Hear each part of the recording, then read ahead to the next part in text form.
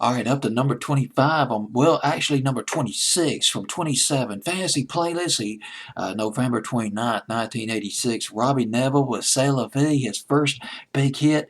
He was a songwriter, but he's never written anything that was really big.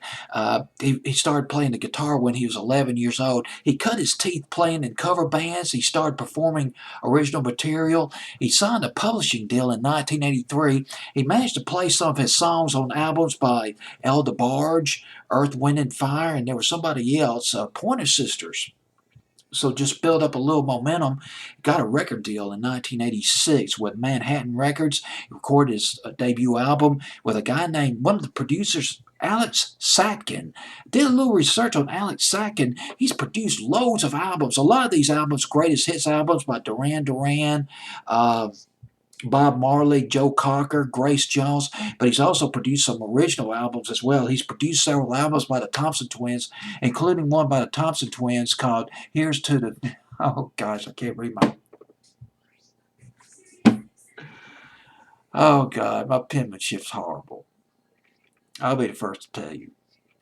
I think the album by the Thompson Twins, Here's to the Future Day. I believe that's the name of the album. I just scribbled it down so fast, which features the song the Thompson Twins did back in the fall of 1985. One of my favorite songs by the Thompson Twins, Lay Your Hands, something like that back in the fall of 85. But anyway, he produced several albums by the Thompson Twins. He also produced, this is really great, he produced the album Illegal Steals back in 1976, which was by Stephen Stills. Well, he didn't produce it. He mastered it. He mixed it. He mixed it down.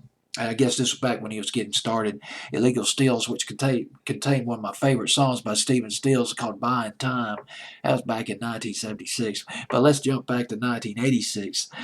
10 years later, he co-produced this album by Robbie Nevil, his debut album. And C'est La Vie was a real big one by him. Top 10.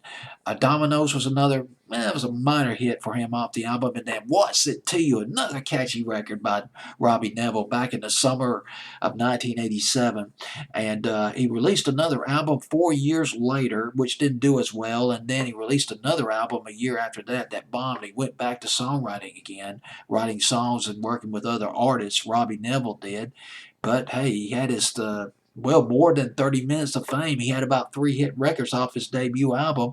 Here's the biggest one, C'est La Vie, at number 26 on my fantasy playlist, November 1986.